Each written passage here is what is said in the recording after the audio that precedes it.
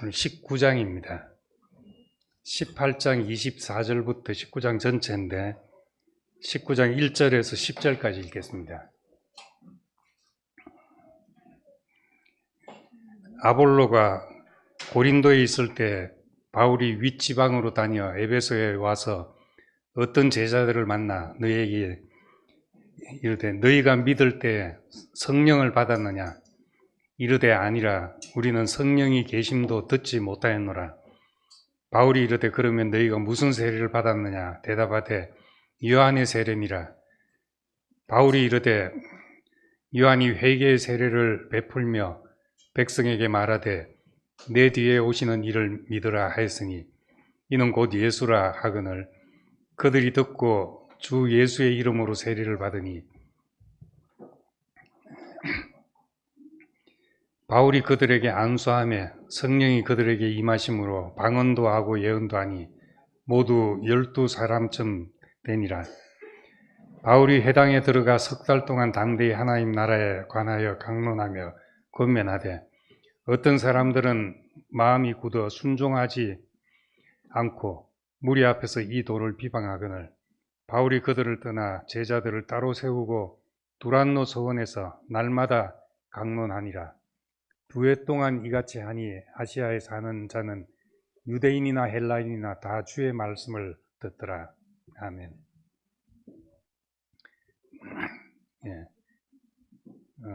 18장 24절부터는 바울의 그 3차 전도 여행입니다.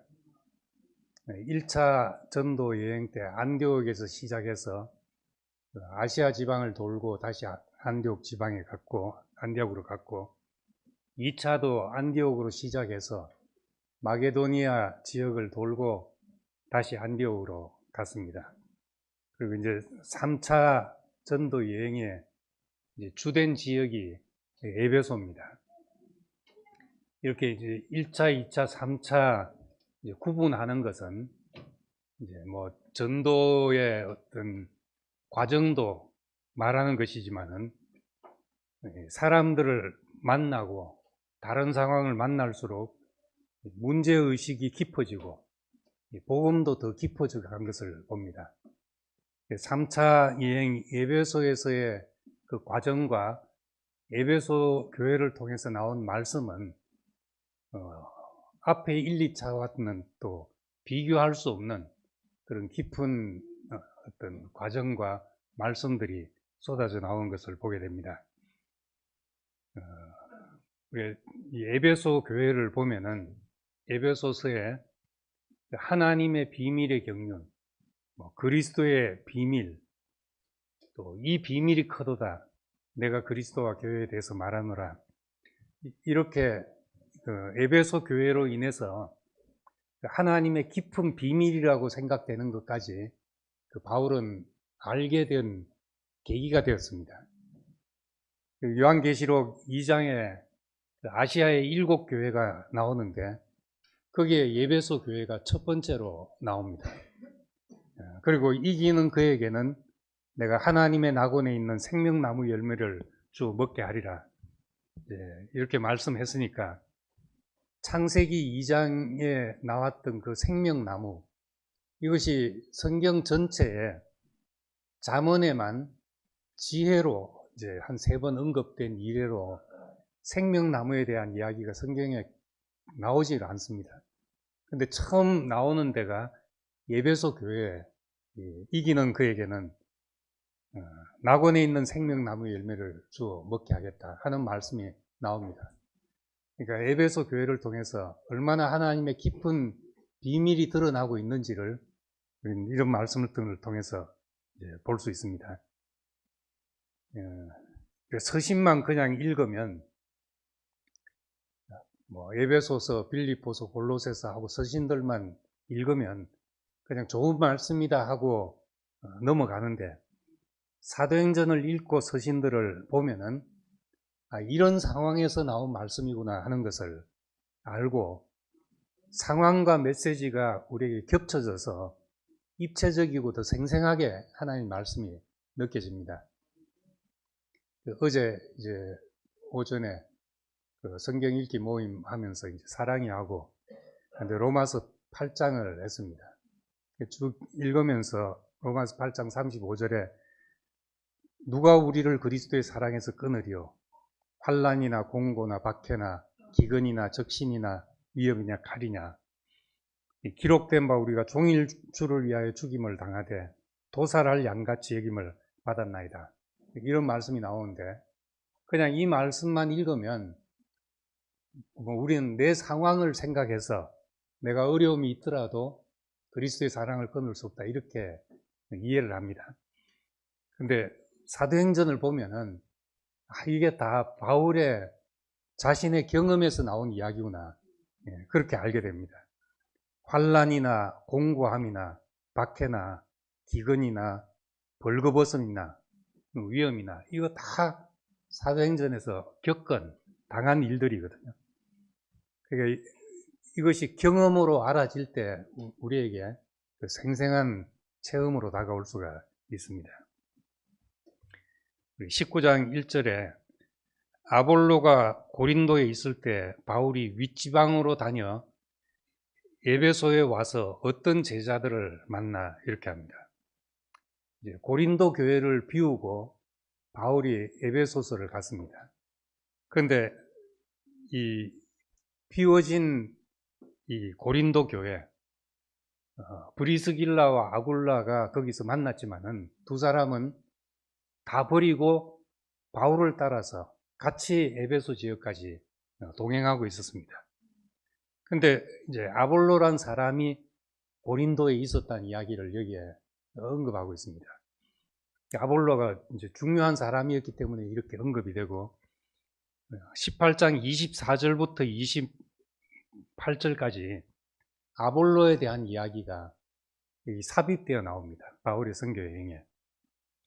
알렉산드리아에서 난 아볼로라는 유대인이 에베소에 이르렀다.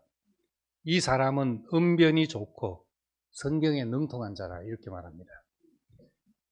알렉산드리아라는 도시는 알렉산더 대왕의 이름을 따서 지은 도시니까 얼마나 중요한 도시였을까 하는 것이 짐작이 되고 그 고대에 세계에서 가장 큰 도서관이 이 알렉산드리아에 있었을 정도로 학문의 중심지였습니다.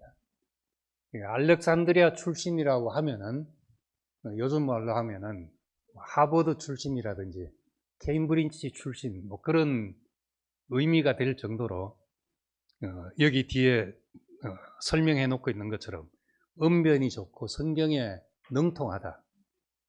굉장한 지식인이었습니다. 근데 이 사람이 일찍 주의 도를 배워서 열심히 주의 도를 가르쳤는데 브리스길라와 아굴라가 듣고 보니까 뭔가 빠진 것이 있다는 겁니다. 아는 것은 많은데 이 사람에게 뭔가 없는 것이 있구나 하고 알고 26절에 보면 데려다가 하나님의 도를 더 정확하게 풀어 이르더라 그렇게 말합니다.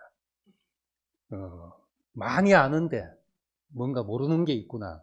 그거를 브리스길라와 아굴라가 가르쳤습니다. 브리스길라와 아굴라가 어떤 사람입니까? 텐트업 하는 사람이잖아요. 텐트 만드는 기술자입니다. 기술자고.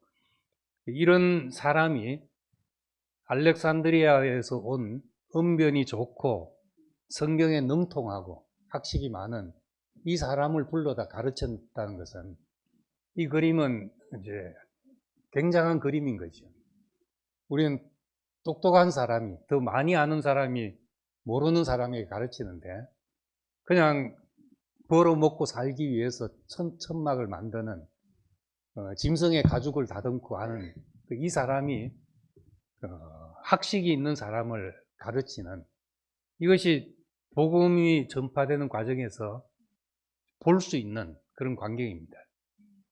우리는 고린도 교회에서 바울이 말한 것처럼 내가 지혜에 가르치는 지혜와 지식의 말로 하지 않고 성령의 나타남으로 하여 이렇게 고린도 교회에 특별히 언급한 것은 이 아볼로의 경험이 있었기 때문이죠.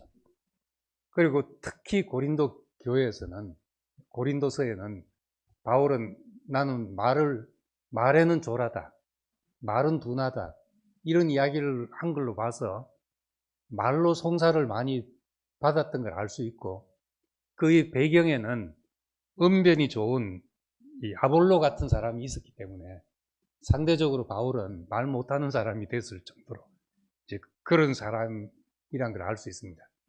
그래서 여기 아볼로를 특별히 언급하고 있었지. 근데 이 아볼로는 자기가 아는 것이 많음에도 불구하고 브리스길라와 아굴라로부터 배울 수 있었다는 겁니다. 이 점이 놀라웠던 거죠. 좀 알면 다른 사람 말 안 듣거든요. 다른 사람 말 무시가 되고. 근데 이 아볼로는 이 말을 듣고 배워서 그때부터 정말 복음을 전해서 유대인들의 말을 이겼다. 성경으로서 예수는 그리스도라고 증언하여 공중 앞에서 힘있게 유대인들의 말을 이겼다. 이런 귀한 사람이 브리스길라 아굴러 같은 평범한 사람의 도움으로 이런 지도자가 서게 됐던 겁니다. 그래서 이 고린도 교회를 비우게 됐을 때 아볼로가 고린도 교회를 담당해서 사역을 할 수 있었습니다. 그래서 아볼로가 고린도에 있을 때 바울이 윗지방으로 다녔다는 것은 하나님의 배려를 볼 수 있습니다. 우리가 비우더라도 하나님께서 이렇게 채우시는구나 하는 것을 보게 됩니다. 그리고 이제 2절에 보면은 1절에 에베소에 와서 어떤 제자들을 만났는데, 이 어떤 제자들, 주의 제자들이라고 하지 않고 여기 어떤 제자들이라고 했습니다. 그러니까 그 당시에 유대교에서는 좀 깨어서 벗어났지만은 아직 예수에 관한 복음, 죽고 다시 산 부활에 관한 것이라든지 성령에 관한 것을 모르는 이런 부류의 사람이 있었던 걸 볼 수 있습니다. 주로 이 사람들은 세례 요한의 영향을 받은 사람들이었습니다. 그래서 너희가 믿을 때 성령을 받았느냐? 그러니까 우린 성령이 계심을 듣지도 못했다. 그럼 무슨 세례를 받았냐? 하니까 우린 요한의 세례를 받았다. 이런 부류의 사람이 있었죠. 이런 사람들은 유대인들하고 다르게 뭔가 점만 하나 찍어주면은 확 바뀔 사람들이죠. 우린 나가보면 그런 사람들을 만납니다. 우린 다 어떻게 보면 우리가 자고할 때 다른 사람들을 뭐 종교인, 지식인 이렇게 폄하하기 쉽잖아요. 저건 지식이고 종교고 교리고 폄하하기 쉬운데 다 사람을 그렇게 범주화시켜서 볼 수가 없습니다. 그 속에서도 진짜 어떤 활용점정이라고 점 하나만 찍으면 살아나는 이런 사람들이 많이 있었던 거죠. 아볼로가 그런 사람이었고 여기 제자들이 그런 사람이었습니다. 이런 사람들의 세례 요한이 저변이 깔려 있었기 때문에 복음 전하는 길이 되었음을 알 수가 있습니다.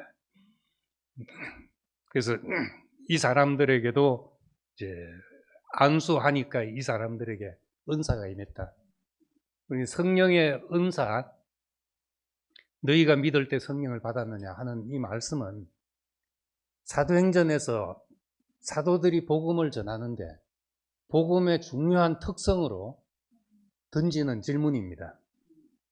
그러니까 이것으로서 정말 복음을 아냐 모르냐를 그 당시는 구분할 수 있었던, 세례 요한의 제자들하고도 구분이 되고 유대교하고도 확실히 구분되는 어떤 경험이었습니다.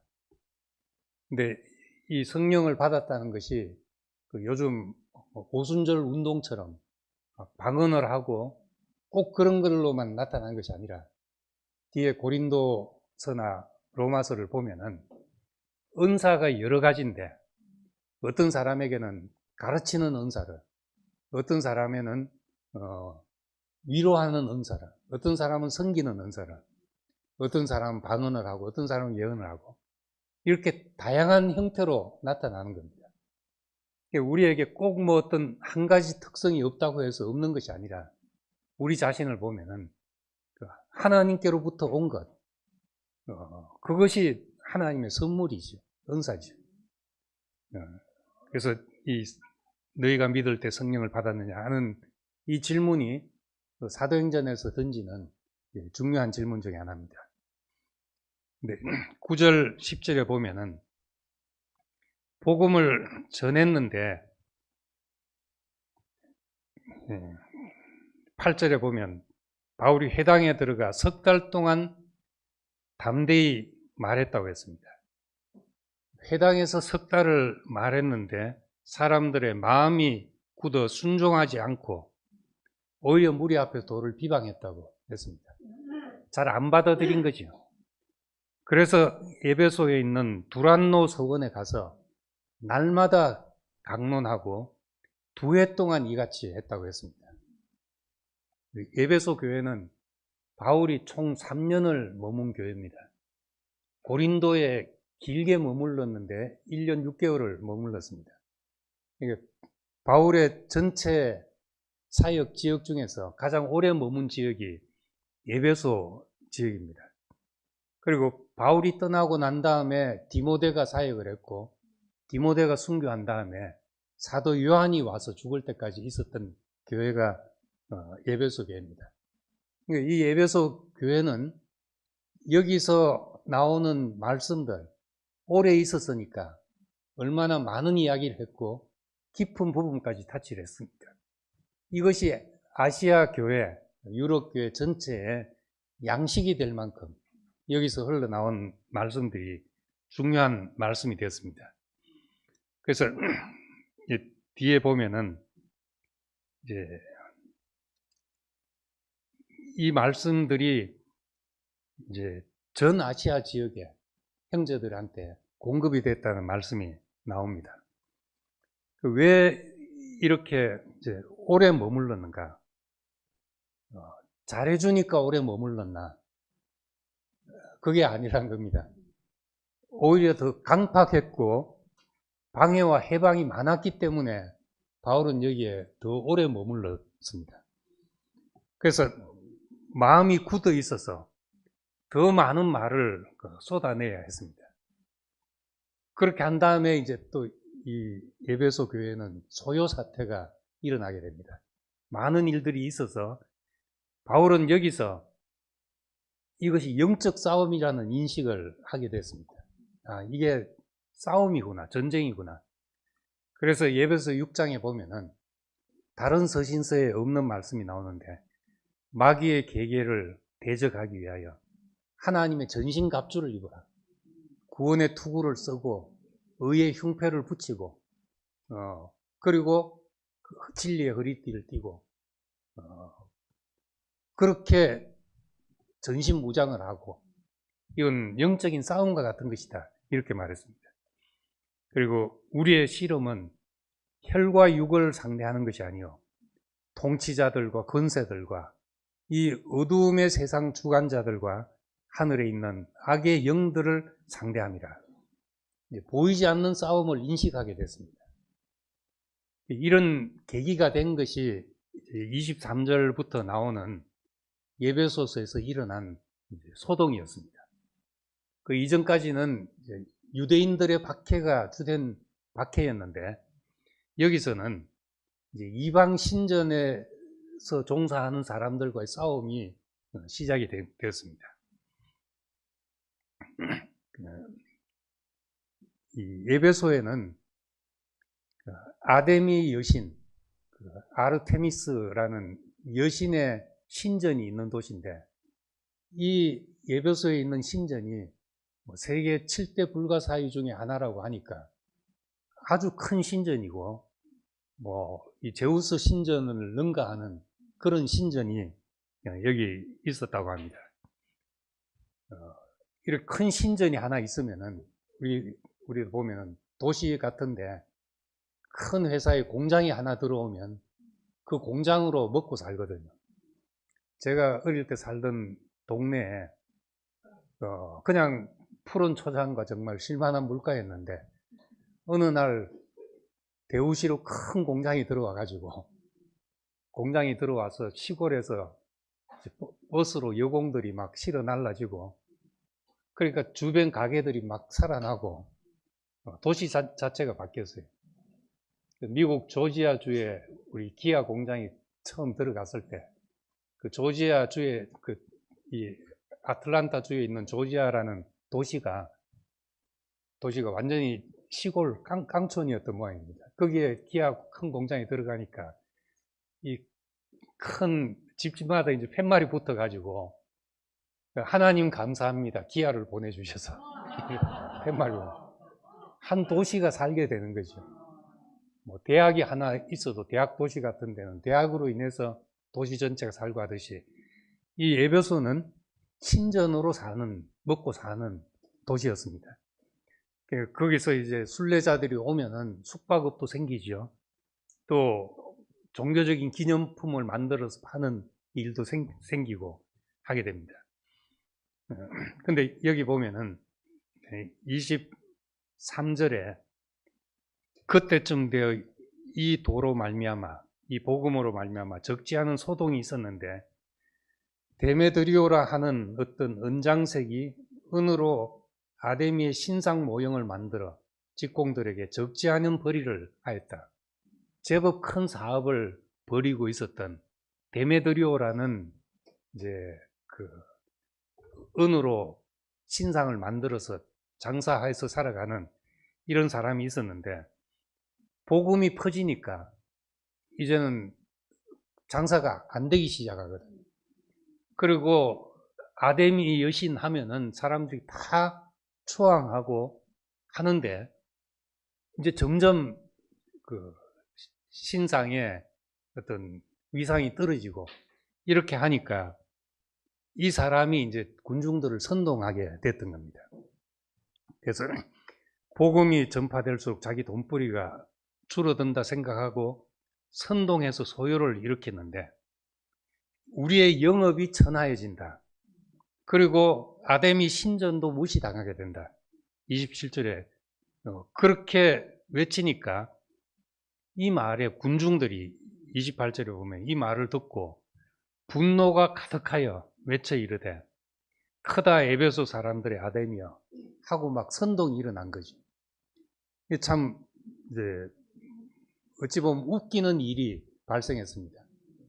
한 사람이 자기가 장사가 안 돼가지고 말을 만들어서 우리의 신상에 위상이 떨어진다 했더니만 사람들이 그 말을 듣고 분노해서 막 달려들기 시작했습니다. 그러다가 32절에 보면은 사람들이 외쳐 이르되 어떤 이는 저런 말을 하고 어떤 이는 이런 말을 어떤 이는 저런 말을 모인 무리가 분란하여 태반이나 어찌 모였는지 알지도 못하더라. 모여서 지금 분이 나서 막 죽이자 하고 하는데 막상 이야기를 들어보니까 어찌 모였는지를 다 모르고 그렇고 있더라는 거예요. 이게 이제 선동이죠. 군중들이 선동되는데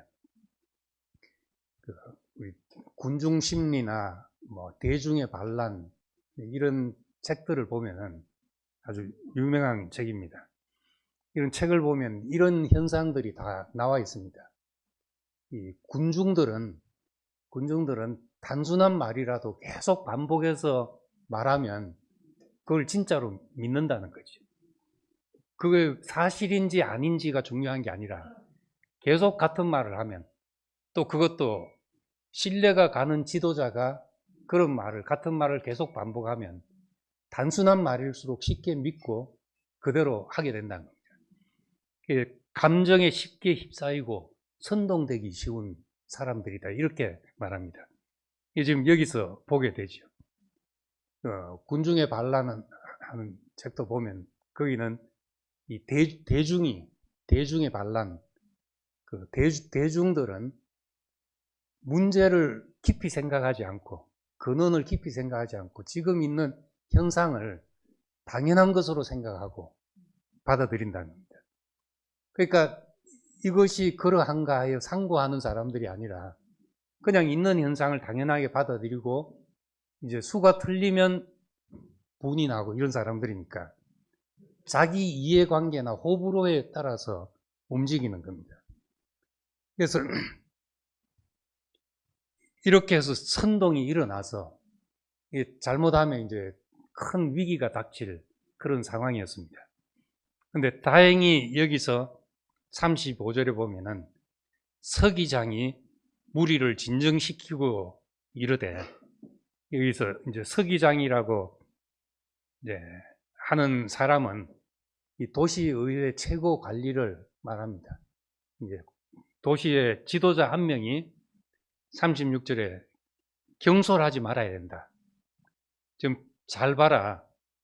우리가 지금 이 큰 위대한 신을 지키기 위해서 이 도시를 허락받았는데, 이렇게 소요가 일어나고 이러면 안 되지 않나. 경솔하지 말아야 된다. 이 사람이 만약에 도둑질 했거나 신상을 모욕했거나 하면은 우리가 문제 삼을 수 있지만은, 이 사람들이 도둑질한 것도 없고 뭐 여신에 대해서 비하한 것도 없는데 왜 그러냐? 신중해야 한다 하고 이 사람이 소요를 진정시켜서 이제 무마가 됐습니다. 이 소요 사태 이야기가 19장에 절반이 나옵니다. 큰 사건이었다는 걸 볼 수 있죠. 그리고 이 사건을 인해서 바울은 이제 에베소를 떠나게 됐습니다. 그러니까 여기서 우리가 생각할 수 있는 문제, 참 이 군중들은 쉽게 그렇게 어리석은 결정을 내리고 뭔지도 모르고 화가 나고 선동되고 이렇게 하는데, 다행히 이제 이 도시에 좀 영향력 있고 생각이 있는 사람이 있어가지고 이런 것이 마무리됐죠. 생각하는 사람이 필요하고 좋은 영향을 끼치는 사람들이 군중들 사이에 필요한 걸 봅니다. 사람들은 모여 사는데, 모여 살지만 사람들 개개인은 다 한 면밖에 보지 못합니다. 저는 뒤를 못 보잖아요. 앞밖에 못 봅니다. 앞도 180도까지도 못 봅니다. 그런데 이제 사람들이 모여 있으면 서로 등지고 있는 것 같아도 서로 다른 면을 봐서 완전체를 이룰 수 있죠. 사람은 싸울 때 떼거리로 달려들면 두 무사가 등을 쥐고 딱 서서 방을 하잖아요. 근데 동물의 왕국 보면 왜 그게 안 되는지 모르겠어요. 그 들소 떼들 보면 사자들이 공격하면 우리 생각 같아서는 딱 모여가지고 둘러서 새끼들 가운데 놓고 불로 들이받으면 사자들이 어찌할 수 없을 것 같은데, 이 들소들은 자기밖에 모르거든요. 자기가 죽냐 사냐 이것밖에 모르니까 옆에서 하고 이제 같이 할 줄 잘 모르지요. 그러니까 번번이 이제 뚫리고 이제 당하고 하는 겁니다. 저 좀 모여가지고 어째 하면 될 건데 싶어도 그게 안 되는 이 들소 떼들처럼 사람도 그럴 수가 있습니다. 우린 혼자서는 안 되기 때문에 누구라도 공동체를 이루고 살아갑니다. 어디서나. 나는 자연인이다 하고 숲속에 들어가 사는 사람도 있습니다. 저도 이제 한번 2년 전에 그래 보려고 밀양에 동생 집 빈집을 빌려가지고 들어갔는데, 집 안 쓰던 집을 겨울에 들어가니까 너무 추워가지고 하루 있다가 나는 자연인은 못하는구나. 다음날 눈이 왔다는 핑계로 그냥 내려오게 됐습니다. 아무나 하는 게 아니죠. 근데 사람들이 모이면 이제 네피림 시대가 됩니다. 폭력이 난무한 시대가 되죠. 힘 있는 사람이 지배하는 시대가 돼서, 그래서 이 백성들이 우리에게도 왕을 주소서, 폭력으로부터 우리를 보호할 왕을 세워주소서 이렇게 했습니다. 그래서 왕정이 계속되었고, 지금까지도 왕이라는 이름을 가진 사람이 있지만은 왕 아래서 왕을 세우고 나니까 성경의 사무엘서에 하나님이 사무엘이 백성에게 경고한 것처럼 왕을 세우면 너희들은 왕의 종로로 하게 될 것이다. 너희 자녀들을 왕에게 갖다 바쳐야 되고 너희 생산한 식량을 왕에게 드려야 되고 그렇게 할 것이다. 그래도 되냐 하니까 그래도 왕을 세워주십시오 해서 이제 왕정 제도가 시작이 되었습니다. 하다 보니까 이게 인간이 인간답게 못 살거든요. 왕 밑에서. 그래서 이제 역사가 흘러서 민주주의라는 제도가 생겨서 왕을 주소서 하다가 주권을 우리에게 주소서 해서 대중이 주권을 잡게 된 거죠. 민주주의가 오래된 역사가 아니고 몇백 년 안 된, 우리나라는 몇십 년 안 된 역사잖아요. 근데 이 국민 주권이라는 것이 쉽게 선동되고 통찰할 수 없는 군중이 세상을 움직인다는 것은 그 역사가 퇴보한다는 것을 이제 똑똑한 사람들이 계속 지적하고 있습니다. 그러면 어찌해야 되냐? 왕이 나와도 안 되고 군중이 주권을 회복해서 나서도 이게 어디로 가는지 모르게 배가 산으로 가고 이러니까 하나님은 정말 사람에게 뭘 원하셨나 하는 생각을 다시 해보게 됩니다. 이 사무엘서에 백성들이 우리에게 왕을 주소서 할 때 하나님은 그것을 싫어했다고 했습니다. 그 싫어한 이유가 저희가 왕을 원하는 것은 나를 싫어함이라. 내가 왕 되는 걸 싫어했다. 그 말은 하나님이 우리의 주권자가 돼서 우리 인생을 통치하는 하나님이 통치하는 나라, 하나님이 통치하는 인생, 이것이 하나님의 원래 계획이셨습니다. 하나님과 관계 맺으면서 하나님과 관계 맺은 이 사람이 세상을 다스리는 그런 통치가 이루어지기를 원했던 겁니다. 근데 예수님은 어떤 나라를 이루려고 하셨는가? 예수님은 어떤 공동체를 이루려고 원하셨는가? 나라가 임하시옵소서 했는데 이 나라 역시 하나님의 주권이 회복되는 나라였죠. 이 나라가 오늘날 이제 사도행전에 교회로 나타나게 된 것입니다. 예수님이 말씀한 하나님의 나라, 그것이 역사 속에서 불완전하지만은 공사 중이긴 하지만은 땅에서의 형태로 나타난 것이 이제 이 사도행전의 교회였습니다. 그럼 이 사도행전은 누군가는 통치를 해야 되는데 그 통치가 오늘 말씀한 것처럼 너희가 믿을 때 성령을 받았느냐, 이 말씀으로 통치되는 사회였던 겁니다. 그래서 5절, 6절에 예수 이름으로 세례를 받고 안수하니까 성령이 임했고, 이런 얘기를 사도행전에서 우리는 모르는 이야기다 하고 빼버리면은 성경 절반을 지우는 게 되어버립니다. 내가 경험하든 안 하든 이 얘기가 사도행전에 중요하구나 하는 것은 우리 알아놔야 되죠. 그래야 우리 속에 어떤 경험이 나타날 때 이것이 주께서 하셨구나 하는 고백을 우리도 하게 되는 겁니다.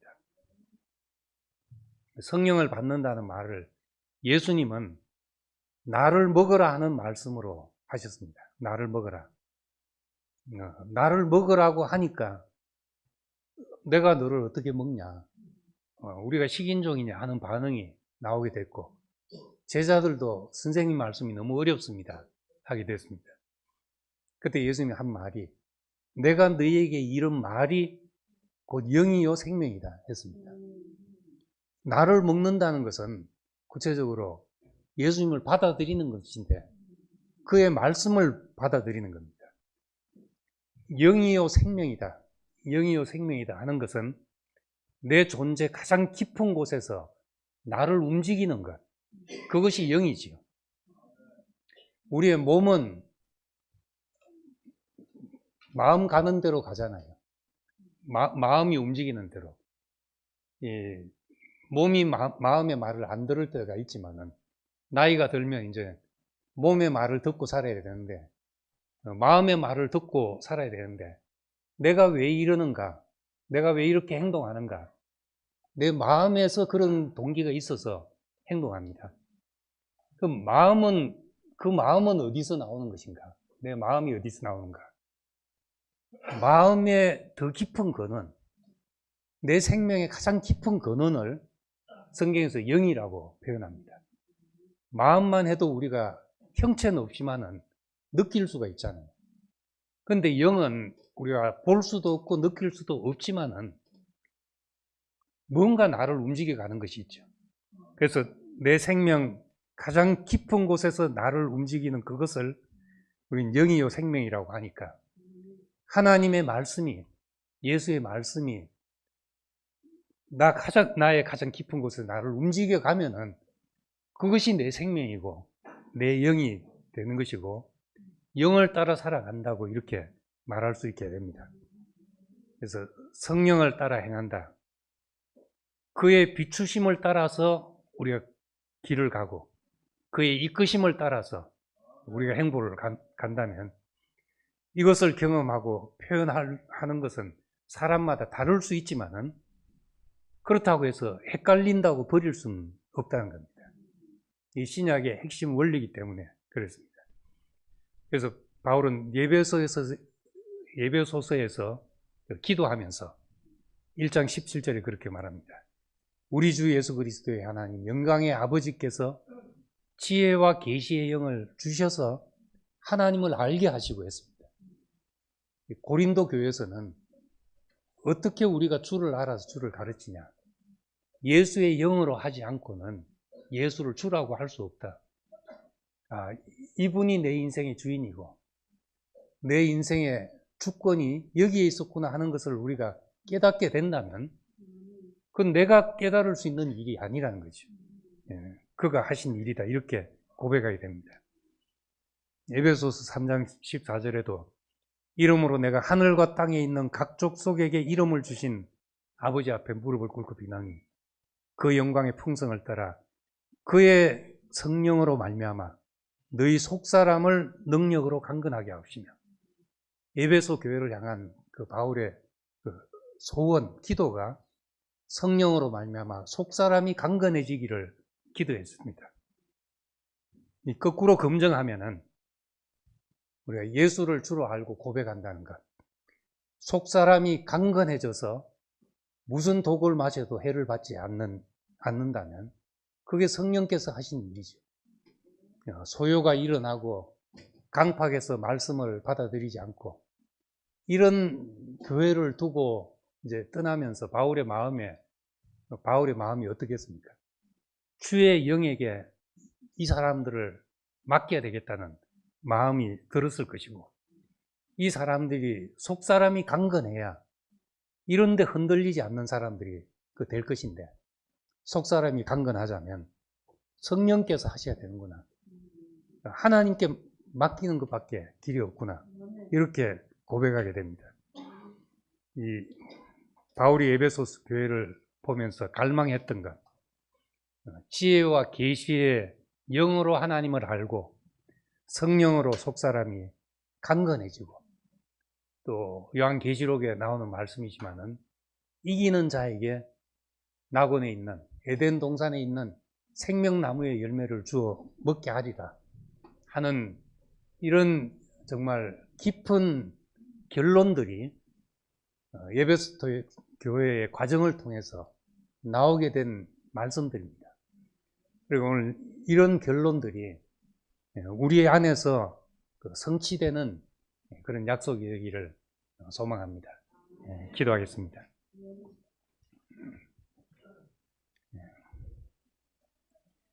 은혜로우신 아버지 하나님, 우리 이 에베소 교회의 긴 과정을 통해서 바울의 영적인 눈이 더 깊어져서 하나님의 비밀을 겪는 그리스도의 비밀을 깨닫고 그 영으로 말미암아 속사람이 더욱 강건해져서 전신갑주를 입은 사람으로 그렇게 에베소 교회를 무장시켜 준 것을 보게 됩니다.